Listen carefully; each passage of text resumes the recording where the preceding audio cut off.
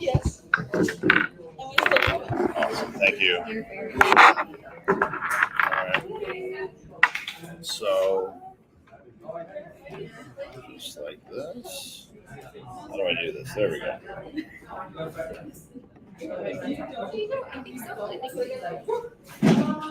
There we go.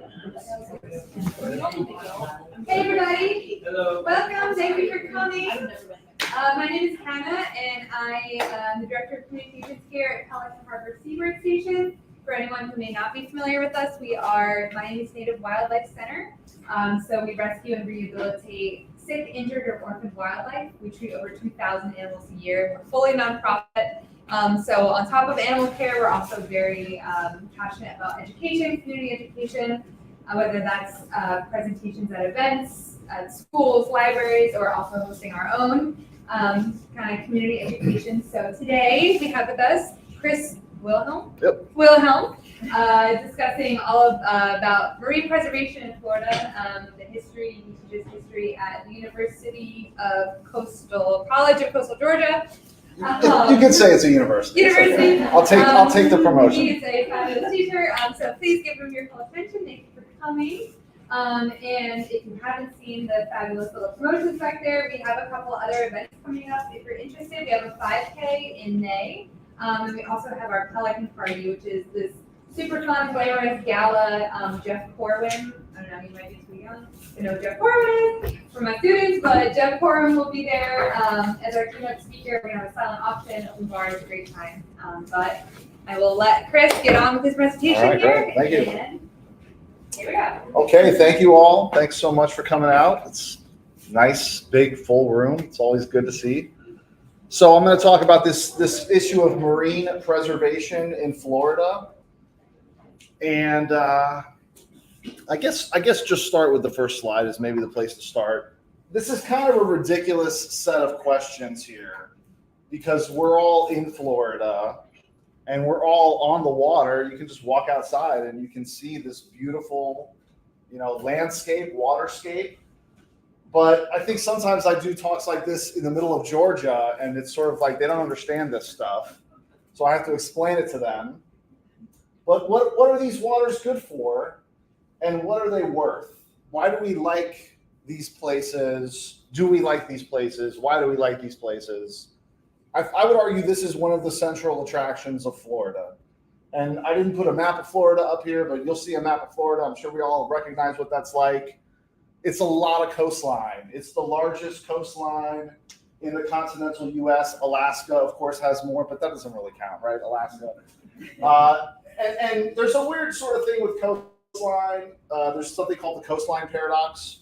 So the more minutely you draw a coastline, the bigger it is. So if you just draw the coastline, you get that first number. But if you go in and actually draw all the bays and the inlets and all the little things, you get this much bigger number. So that's one paradox. The other paradox is that we love these waters. They're beautiful. They provide a lot of ecosystem services.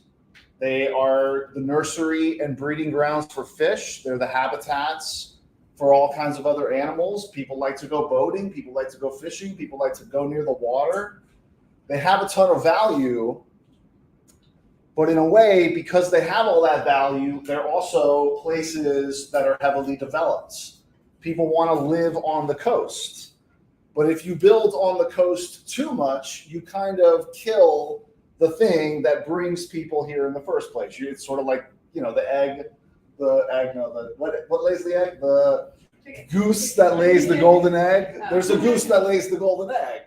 And that's sort of what the coast is. And if you build too much on the coast, you sort of rob Florida of those characteristics. So there's a lot of coastal development, especially before the 1960s. The development is very extensive. There is a state agency at this time called the Internal Improvement Fund, which is controlled by the cabinet and the governor. And before the 1960s, they are just selling any offshore piece of land without question to anyone who wants it very cheaply. They are issuing dredge and fill permits without any oversight. And so what that means is you would buy offshore land. So you would buy water. You would buy a marsh. You would buy a mangrove forest. And then they would issue you a dredge and fill permit so you could go into the bay, take all the fill you want, fill that land, and develop it. And so they were just doing this without any oversight. They were granting free fill. So they were just allowing anybody to take free fill, not even charging for the fill. There was no talk of biological surveys, no talk of asking people in the community what they thought. It really was a total free-for-all before the 1960s. And so you have a lot of rampant development. And one of the best examples of that is Boca Ciega Bay, which is off of Tampa. This is from a newspaper, and the picture is kind of blurry because when you're in an archive taking pictures, you're sort of doing it quick because you're trying to get work done. But this is what it looks like on Google Maps.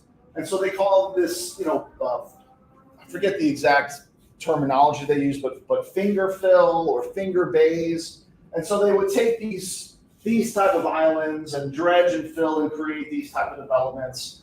And this one's done in the 1950s, and it sort of becomes this rallying cry of sort of what not to do. Like we need to prevent this from happening over and over and over again, because if we don't do something about it, the entire state is going to look like this, and we're going to lose some of those essential qualities that we love. Because you're not just sort of destroying this habitat to create these.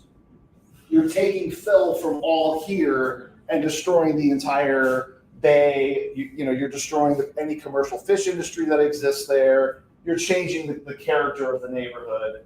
And so this is really seen as the example of what not to do.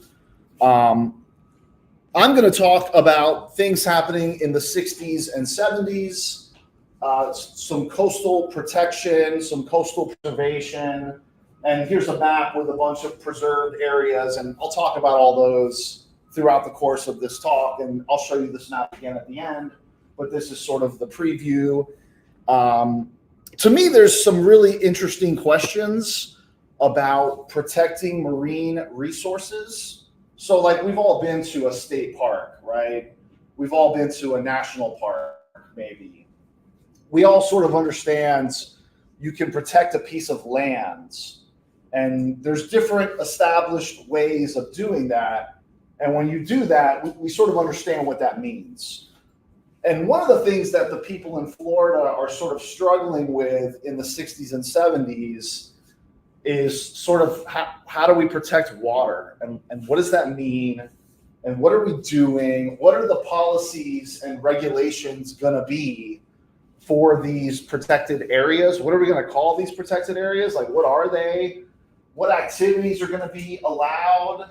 Can we use existing preserve types? So can we have a state park that's in the water? Can we have a national park in the water? I mean, these are questions where they're like, well, I don't really know if we can do that or not. And so you have to sort of come up with totally new, what I would call management regimes or preservationist regimes. To do this, they will use existing preserve types as well, but they'll also create some new categories to protect water. And then I think the other thing that's interesting to me is there a different set of strategies that these activists and managers and politicians are using to create these preserves? Maybe these are not interesting questions to the audience, but as a historian, these are sort of the questions that I was really interested in. I guess another way of thinking of it is when you protect a body of water, what are you protecting? Are you protecting the whole water column? Are you protecting the bottom? Are you protecting just the top? What does that mean? Or how do you protect the fish? Because they're going to swim through it and leave, right? This is a problem even in national parks. Like the animals leave the national park, but it's even more of a problem in a marine preserve. And so these people are really being very creative with their sort of activist strategies, but then also with the things they're creating. And I'll just say, let me emphasize this. I'm talking about things happening in Florida in the 60s and 70s. But if we took a much bigger scope here, these are actually the first examples of marine preservation, not just in the whole country, but actually in the whole world, as far as I can tell. You start to see some marine preservation happening on a much bigger scale, a global scale in the 80s, and you see some federal laws in the 70s, but these people in Florida really are kind of on the cutting edge of protecting marine resources. And to me, that makes sense that it happens in Florida because Florida is this place with so much coast. The coast is so important. Okay, so I started researching this. I'm just going to do a little shameless plug here. I wrote a book on the creation of Everglades National Park. It came out about a year or two ago. And, you can buy that book and read it if you want. But one of the things that sort of came out of that book, or one of the things I talk about a little bit, is that actually a lot of this park is protecting marine ecosystems. And it was sort of a point I made in the book once or twice, but never really explored. And for my next research project, I wanted to explore that in more detail. One of the main guys behind the park, the Everglades National Park, was this guy, Ernest Coe. He was kind of crazy in some ways. And he really wanted to protect this part of Key Largo as part of the national park. And it was never going to happen. It was sort of like a ridiculous idea. But this guy, John Pennekamp, who was an editor at the Miami Herald, also participated in the Everglades National Park. And when the park was created, he then took up that idea of protecting that piece of Key Largo. And that's where you get John Pennekamp State Park, which probably people know of or you've been there. A lot of people wanted it included in the Everglades. It wasn't going to happen. Created in 1959. And when they created, they actually bill it as the world's first underwater park, which is really interesting. You have a state park, and it's explicitly protecting coral reefs, things under the water, and they're even staking claim. This is the first one. They actually get a letter from a bunch of angry Australians. That's not the first underwater park. We did it first. But they actually they really did it. The Australian people were kind of actually kind of wrong. There is another park in California at this time that is doing something similar as well, but it's really groundbreaking. So I sort of got into it through this Everglades stuff, and I started, doing some research, and I really found 4 other stories that were really important and really created a big framework for protecting Florida's coast. And so this is what I'm going to talk about. That was a big introduction. I love to do like a 20-minute introduction and then spend 20 minutes talking about the thing. So I'm going to talk about these 4 stories: Estero Bay, which is Fort Myers; Pelican Island, which is like, I think it's like north of Vero Beach. That whole part of Florida is vague and confusing to me. There's nothing there really. Biscayne Bay, which we all know, and then Rookery Bay, which is on the west coast around Marco Island. And all of these are very different campaigns. It's all different people with different motivations, different tactics.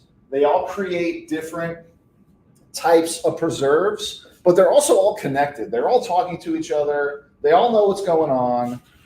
So it's to me super interesting. Okay, so we're going to start here with Estero Bay and the Lee County Conservation Association.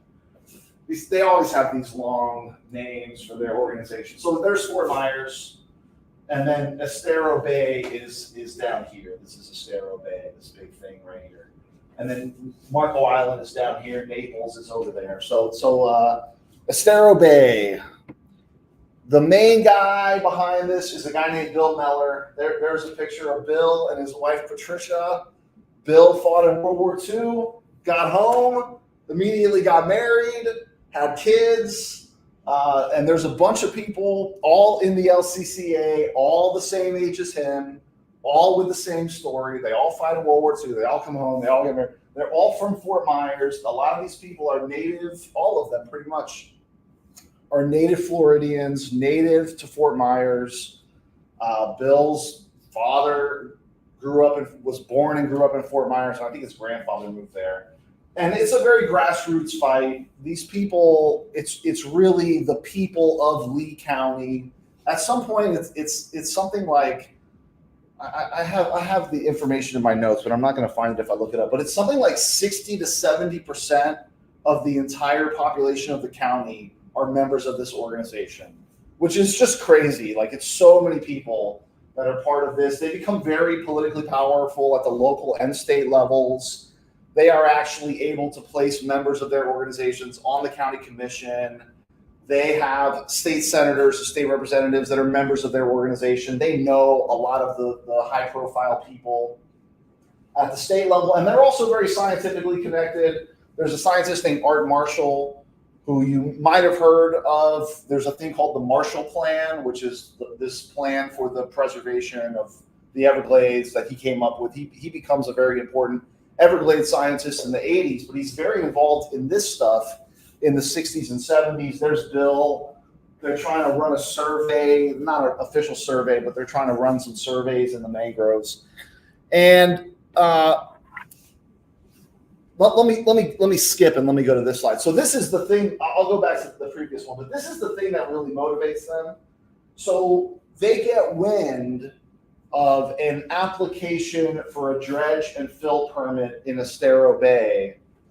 Let's see if I have the exact. Do I have the acreage here? Oh, I should have. It's in my notes, but I'm not gonna be able to find it.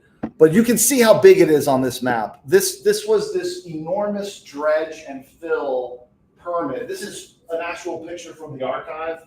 And what I did was I went to Google Maps and actually drew it. So they had a permit to fill this entire area and turn it into dry land and turn it into a development. It was going to be like a 20,000 condo developments. They were talking about it like a new city the size of West Palm Beach at this time.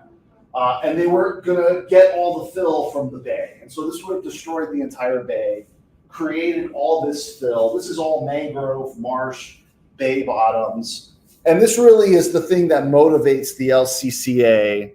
And they become very successful in fighting this. And I want to highlight sort of the way they're able to fight this. So they make a lot of these legal arguments that are kind of complicated and there's a lot of weird terminology, but I'm going to explain it because it's actually really interesting stuff. Did anyone ever see the movie Super Troopers? Did anyone know what's called? It's like this stoner comedy, and there's this scene when like one of the stoner kids is like, "Who owns the beach, man? Who owns the?" Like he's thinking about like, who owns the beach? And that's actually like a really good question. Who owns the beach? Like who owns the water, and what is actually the legal dividing line between the land and the water? And these are questions that really animate Bill Meller and really feed into this activism. So the dividing line between public water and private land is something called the mean high water line.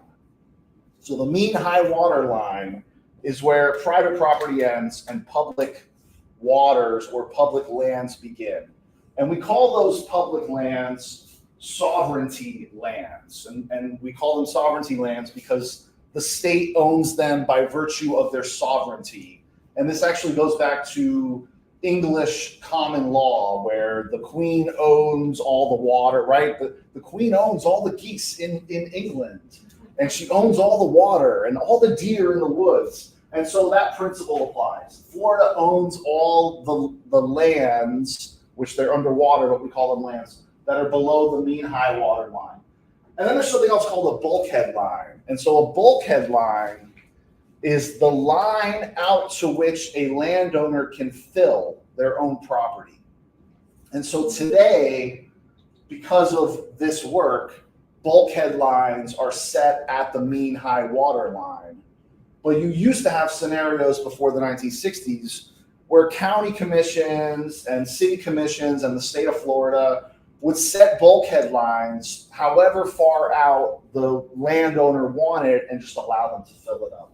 And so Bill Meller's argument is, look, the Florida sovereignty lands belong to the public, and they need to be managed for the public.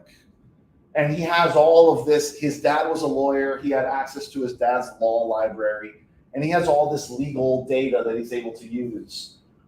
There's lots of weird stuff going on with the mean high water line. The problem at this time is that Florida has not been surveyed in this way. The mean high water line has not been surveyed. If you've ever been in a marsh or in a mangrove swamp, think about how difficult it would be to run a survey along to find the mean high water line and run a survey along it. And then think about how expensive it would be to do that for all the 8,000 miles of coast in Florida. It's ridiculous. So they've never run the mean high water line, so nobody knows where it is. So it gets very complicated. They also have a lot of ecological arguments. And this is really notable because Bill and his allies are making these arguments as early as 1959. And we sort of think about, ecological activism as something that is really happening in the 70s. We think about like the first Earth Day or the publication of Silent Spring by Rachel Carson. And we think about those things as the beginning of ecological politics. And Bill Meller is way ahead of the curve on this. He's talking about how these waters are the nursery grounds for marine life. He talks about ecosystem services. He has a lot of commercial fishers in his organization. And so they're very concerned about these waters because they understand that these waters are the nursery grounds and breeding grounds for their species. And they're also talking about the appeal for tourists. If you want people to live in those condos, they're not going to want to live there if you destroy that natural beauty. So these are very successful arguments. I'm sort of, if you want to read more about this, I wrote a whole article and I can send you the link.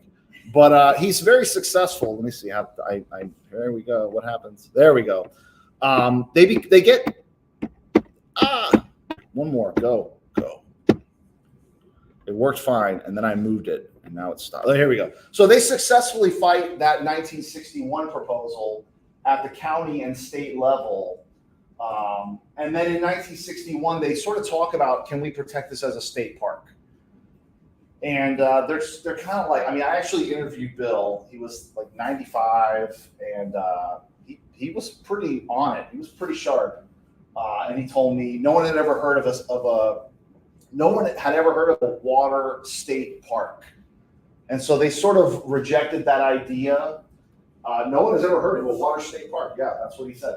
And then their other issue was that fishing and hunting are very regulated in state parks, and they didn't want to limit fishing in the area. That's sort of why they wanted to keep the area, because they wanted to go fishing there, because that was the place they were going fishing their entire lives. This is the neighborhood they grew up in. And so what they eventually end up doing with, the cooperation of the state of Florida is they create this thing called Estero Bay Aquatic Preserve. It's a 10,000 acre preserve in 1966. And here is a picture of what they thought it looked like in 1966. Of course, they don't know what it looks like because they don't know where the mean high water line is, because a survey has never been run. And so today we know that this is what it looks like. They added this green part later. They actually expanded it later. But we actually, have a more, exact boundary now because we know what the mean high water line is. This is a very new idea, an aquatic preserve. There's nothing like this at this time that I have found. This is not a topic that there's a lot written about. It only is protecting sovereignty lands, and the only real regulations are that dredging and filling cannot happen in the preserve, and that bulkhead lines cannot be set in the preserve, and that land could not be sold in the preserve. Or, when I say land, I really mean the water.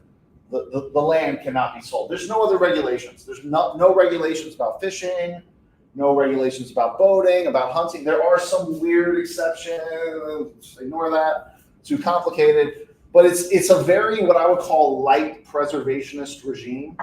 So there's aquatic preserves in Dade County that you may have been on and not even known it. There's no signs. There's no boundary. It's not like you go to a state park and pay the money in the envelope.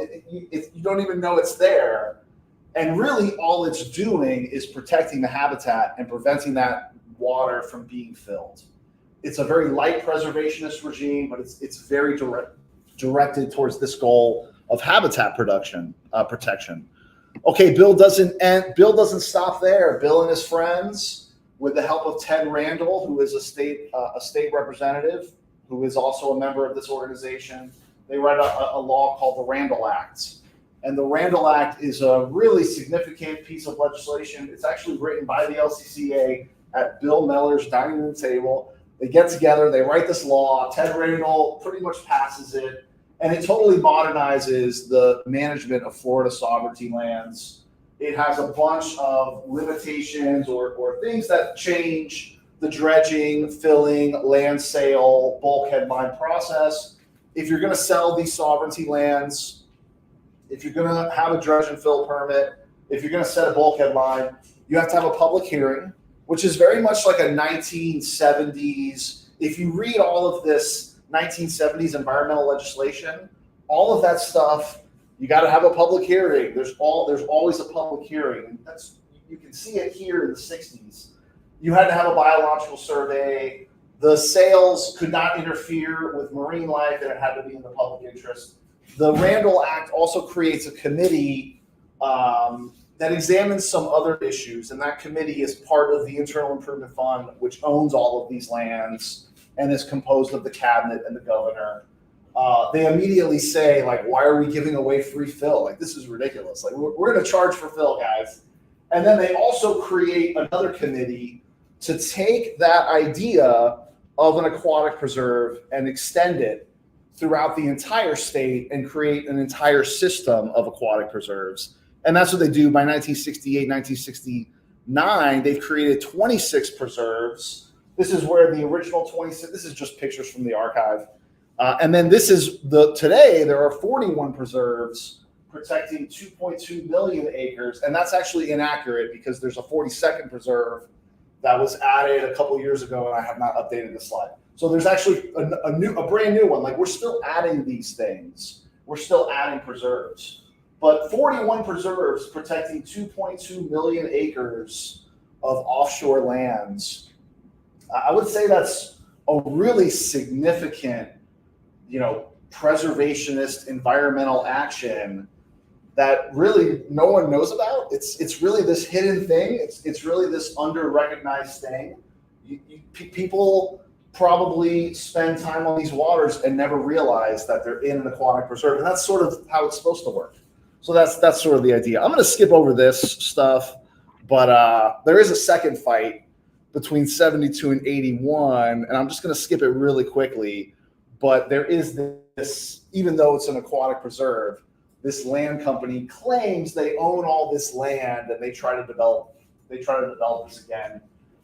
It's sort of like there's I forget the guy's name, but he's one of these Florida authors who writes these mystery novels, and the villains are always the land developers, and it's all these, what's his name? Hyacinth, Carl Hyacinth. It's like right out of a Carl Hyacinth novel. I was like, I don't know the name, but I know an audience member will, so I'll just not look it up. I'll be lazy and let them do it. But it's sort of like right out of a Carl Hyacinth novel. They're bribing the surveyor. They literally have a rubber stamp that they're using to stamp the names of the Internal Improvement Fund to approve the land sales. It's totally ridiculous. But there's not time to talk about it. But eventually, it gets resolved. The second story is the expansion of Pelican Island's National Wildlife Refuge. And so there's some similar arguments here to the LCCA, but there's a much bigger emphasis on birds. Pelican Island, and I'll talk about Pelican Island in a minute, but it's a very important site for the birding community. And so there's a lot of emphasis on the value to birds, and there's a lot of emphasis on the character of the local area. There's a different result, a different management regime. And in a way, this fight was really easy.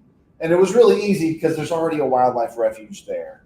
There's already a wildlife refuge.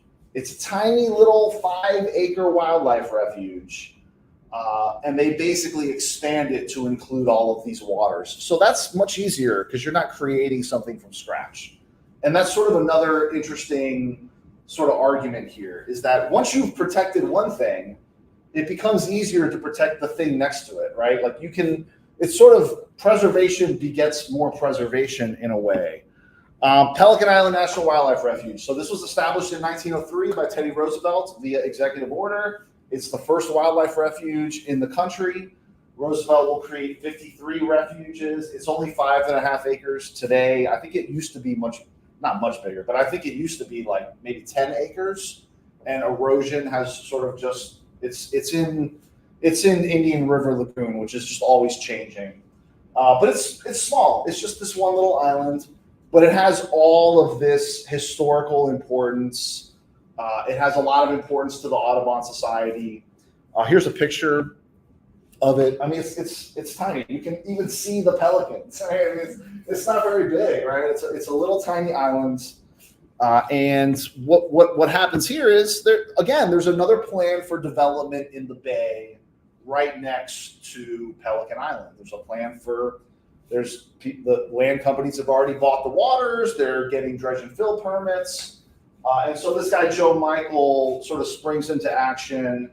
He is a Florida citrus grower. He comes from one of the biggest Florida citrus growing families in Florida. His father, I forget his name, but he was the dean of the Florida citrus growing industry. He was one of the founders of the Florida Citrus Commission.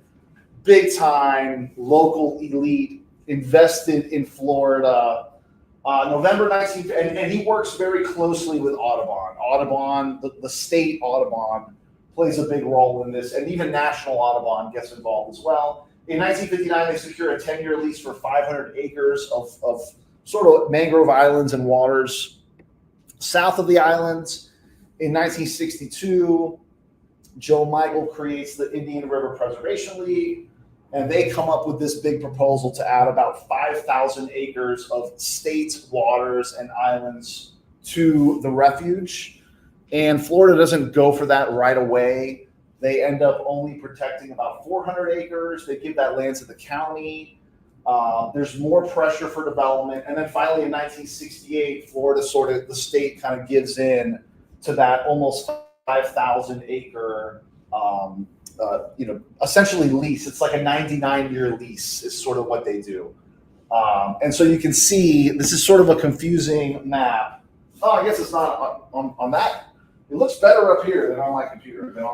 But the white is the water and the blue is the land.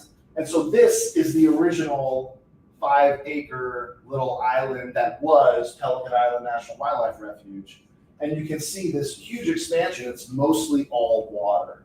It really is this attempt to protect the waters, to protect the habitats, the feeding grounds of pelicans, and really to prevent this development. So another really interesting one. These guys are also very connected to Art Marshall at this time. So Art Marshall, again, was the scientist who later got involved in Everglades stuff. He's working for Fish and Wildlife Service. He's really good friends with Bill Meller. Bill Meller and Joe Michael are writing letters to each other. They're all kind of connected, and they're all doing similar things. Okay, and this is also kind of interesting because it's a different result than the aquatic preserve. It's a different management regime. Instead of this aquatic preserve that you don't really know you're there, it's a wildlife refuge. It's a much stricter level of protection. It's not just protecting the habitat. You can't fish and hunt in the wildlife refuge. And because it already existed, because this thing already existed, it was so much easier. I mean, Bill Meller is like spending 20 years of his life protecting this thing. They do this kind of quickly. This is just a picture from an archive of nesting sites. I just thought it'd be cool to throw it there. Okay, and then you get the third one, which is Biscayne National Park. I'm like flying through this because I don't know what the time situation. I'm good. Doing great. So this is Biscayne National Park, which is right here. You know, we probably know of it. Two maps here. You can sort of see the smaller map, the bigger map. It's mostly water. This is Elliott Key. So there is some land. And this one's really interesting. There are a bunch of plans for developments. It's Miami. We're developing. Right? That's what we do here. We build everything. There's a bunch of failed plans in the 50s, and then there's two big plans that come out in 59, 60. So in June of 59, this project Sea Dade is announced. This company owns 18,000 acres of land in South Dade, kind of where the FPL nuclear plant is, that whole area. And they want to build an oil refinery, and they want to have a massive port, a big cut in the bay for shipping. And then at the same time, you get this thing called Islandia, which is eventually becomes a city. A bunch of the Elliott Key landowners make Elliott Key its own city so that they can develop it. There's actually residents that live there that can't vote in the city election. And then all the people that control the city don't live there, but they own the land. It's very questionable. And they want to use the fill from the Sea Dade, big cut in the bay to build a causeway to Elliott Key. And they want to have a big causeway to Elliott Key, and they want to develop Elliott Key just like they want to make it another Miami Beach. And this is, again, a picture from the archive that's hard to see, but this is Elliott Key, and this is Key Largo down here. And so they want this. These are the cuts coming out of Sea Dade, and they want to build this new causeway going across Key Biscayne to Elliott Key, all the way down Elliott Key, all the way to Key Largo. This is their plan. They have a bunch of different plans. They keep getting told no, and then they come up with another one. And then they get told no again, and they come up with another one. It's kind of comical. There's a lot of opposition to this development, a lot of grassroots development. There's also some pretty high-profile elites that are opposed to this. It's really a mix of locals and transplants, which, Miami is a lot of transplants, so that sort of makes sense. But we'll see in the next case, it's like all transplants. These guys are also very scientifically informed, but it's also very grounded in concerns about water and air pollution, which tend to be more kind of quote unquote traditional environmentalist concerns. So if you think about like the modern environmental movement, there's a lot of this opposition to air pollution, opposition to water pollution. You get the Clean Air Act, you get the Clean Water Act. And so this is kind of the fight that's most consistent with the modern environmental movement, whereas Bill Meller precedes that by 10, 15 years and sort of has different concerns. Couple of people. So Lloyd Miller is sort of the one of the main people behind this. and he is from the Negro chapter of the Isaac Walton League. And the Isaac Walton League is this hunting and fishing association, which sometimes is very engaged in conservation, and sometimes it's not. It kind of just depends on the local chapter. And they formed this thing called the Safe Progress Administration. I'm actually going to look at Lloyd Miller's papers on Friday to continue this research. Some other notable figures, Hardy Matheson, so Matheson Hammock. He is locally lead. He is serving on the county. He gets on the county commission through this issue and uses that position to fight this. Juanita Green is another major figure who is the environmental reporter for the Miami Herald. Like in the 60s and 70s, every paper had an environmental reporter. It was crazy. Philip Wiley is another famous person who writes for the organization. He's a pretty famous author. He actually wrote the short story that Superman was based on.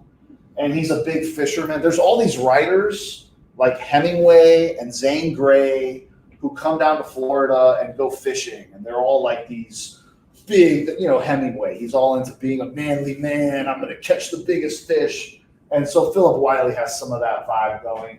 And then Herbert Hoover Jr., the vacuum one, not the president one, is also involved. And that's really important, actually, because you need, this is going to be a national park, you sort of need high-profile people with connections to national elites. So Herbert Hoover Jr. has already been involved in conservation for 20 years and knows all the national park people. So it's really important to have somebody like that. By 1964, the refinery plans have been scrapped. There's so much opposition to having a huge oil refinery right next to Miami, but they still want the port. You also start to get a bunch of opposition to some of the FPL stuff going on, but I'm just going to skip that on time. The Islandia people still have a bunch of plans. They have this plan to donate all the beaches to the county if the county will build the causeway. They have all kinds of stuff. And then in 1968, a national monument is created. The federal government comes in and announces they're going to purchase the land with state cooperation because the state owns a lot of these waters.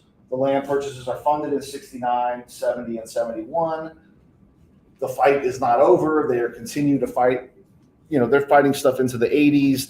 They play a big role in fighting FPL's nuclear plant discharges. So if you ever look on a Google map and you look at the Turkey Point nuclear plant, there's all I don't even know what it is. It's like 10 miles or 20 miles of canals they've had to dig.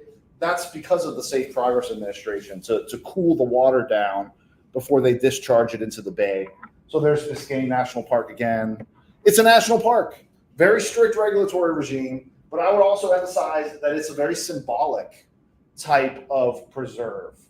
A national park, they have this meaning and this significance. And so having a marine national park, I think, is a really significant thing. Okay, the last one I'll talk about, and I'll try to do it really quickly, is Rookery Bay. It's a mouthful. National Estuarine Research Reserve. This one is kind of easy to. So this is Marco Island.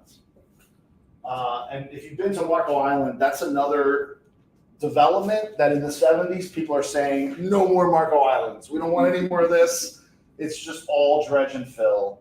And this one's sort of easy. There is this planned development in Rookery Bay. And essentially what you have is a bunch of very rich snowbirds who say, no, we don't really want that here. And they just buy the lands and then donate it either to the state or to Audubon. And the two people really that do this, that put up most of the money, are these two people, Lester and Delora Norris, who are the heirs to the Chevron fortune. So, this is very easy. I would love to be the heir to the Chevron fortune and just be able to do this. This is the easiest example of all these things because you have these snowbirds who owned a private island and sort of didn't want the islands around them to fill up with condos. And Naples has a lot of, other people like this. And that's essentially what they do. In 1964, they get an option to buy 16 acres of land.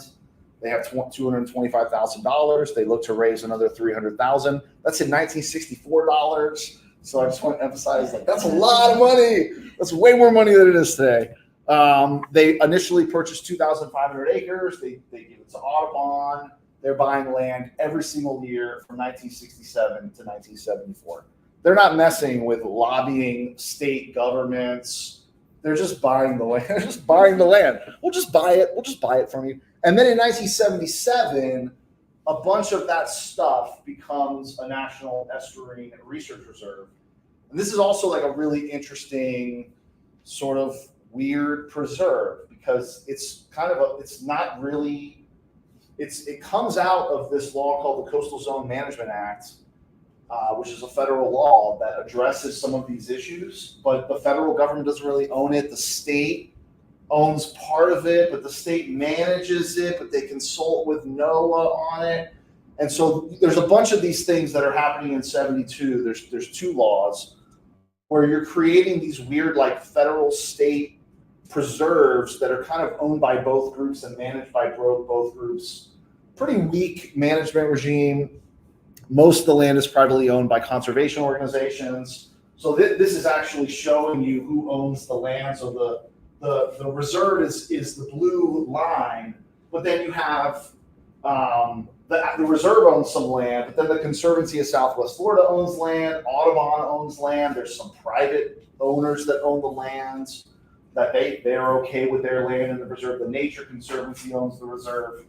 And then sort of the thing I want to end on is that these are kind of like, I mean, you could think of them as puzzle pieces.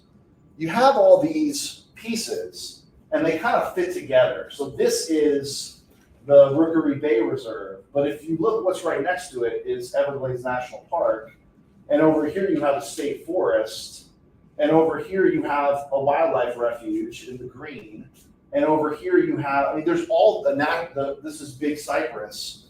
What you end up getting is this, I mean, a collage is maybe another way of thinking about it, or a quilt is another way of thinking about it, but you get this sort of picture. Let me see, come on, don't mess up now. You get this picture. I'm going to skip that. You get this picture, all these little pieces that kind of fit together. So like here is the Rookery Bay estuary, whatever, blah, blah, blah, estuary research reserve. And then there's an aquatic reserve right next to it. And this is Everglades National Park. This is the Florida Keys National Marine Sanctuary. This is a state park. This is a national park. Abutting Biscayne National Park is another aquatic reserve. Here's a bunch of aquatic reserves. There's the Pelican Island is right here. So you sort of fit all these things together and you get a pretty comprehensive protection of Florida's coast all in different ways. And here's another map showing you the Florida Keys National Marine Sanctuary. This is the Job Pennicamp State Park, Everglades National Park, Biscayne National Park. There's an aquatic preserve right here. This is the Rookery Bay Preserve. There's an aquatic preserve above it. So it really is this mishmash of stuff that all these different people are doing that combine to actually pretty comprehensively protect Florida's coast. And again, I'll just sort of end with this. This is not just an important story for Florida. This is, I think, based on what I've been able to tell, some of the first marine preservation done like this in the industrialized world. So very significant. All right, one more slide, really quick. Thank you. That's my email address. Thank you. That's my website. So I have, if you are interested in reading more, I have an article I wrote on the LCCA. You can download it on the website. So are there any questions? Yes? What's the difference between a reserve and a preserve? Or is it just like weird word? It's all of those units are the results of different laws. Okay. So like the Rookery Bay Estuarine Research Reserve comes out of the Coastal Zone Management Act, and then the Florida Keys Marine preserve, whatever that's called, comes out of the National Marine Sanctuaries Act. Okay. So there's so many different, appellations that are used for these things. And they're just coming up with different names, managed by different people with different laws, with different regulations. So yeah.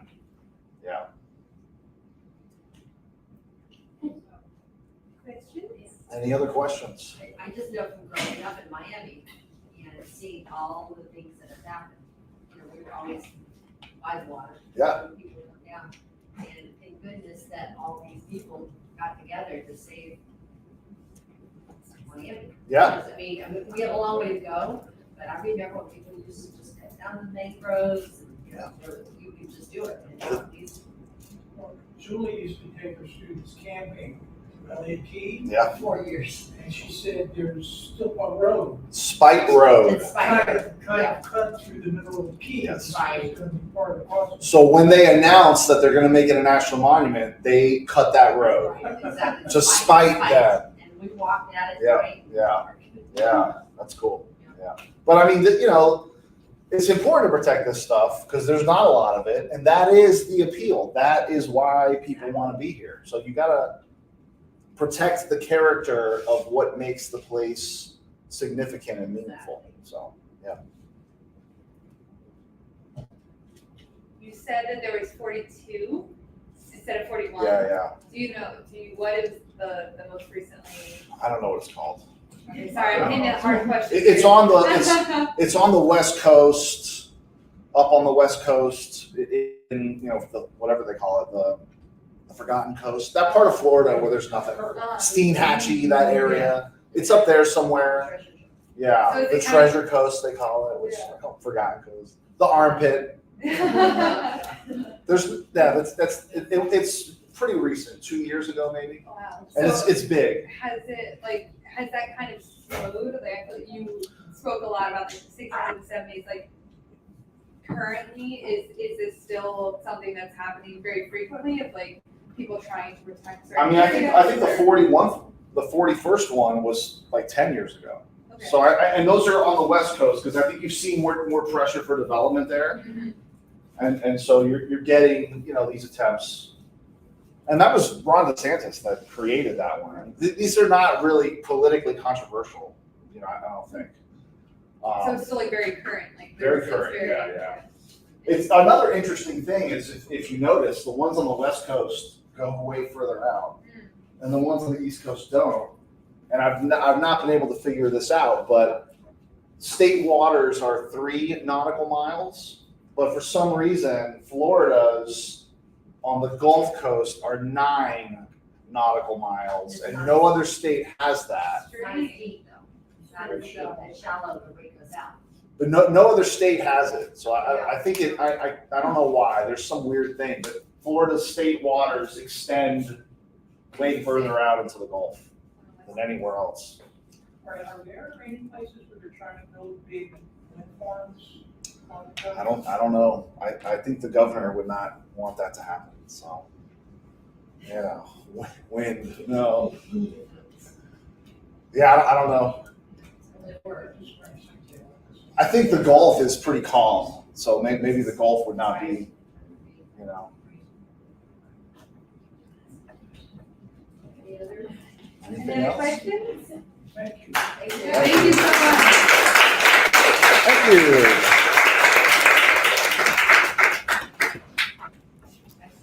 All right.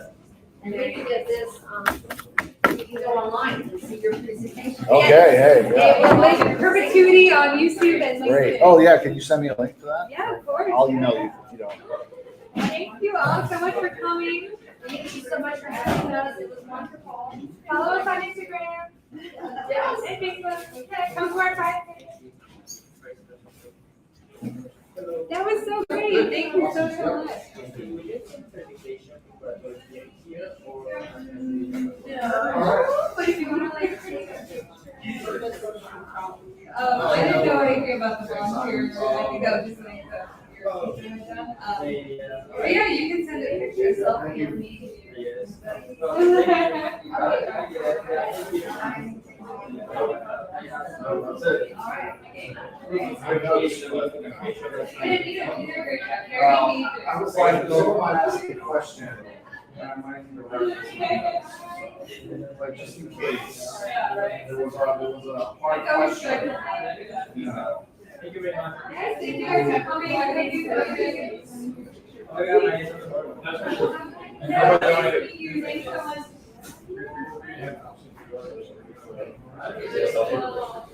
Okay. Feel free to please come back. Bye. I use all three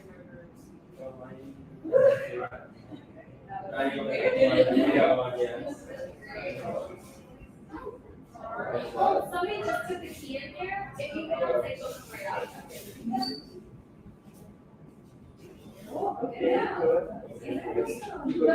The presentation is also live online if you guys can refer back to it. So you can find it on YouTube and LinkedIn. Yeah, stay right here. For volunteer hours, well, you can prove it with the recording. Yeah. Thank you. Bye, bye. So yes, this is kind of the setup for the speaker series. We're gonna do it next month and then May, and then I think May is gonna be our last one, like December kind of week, and we do like a hiatus for the summer.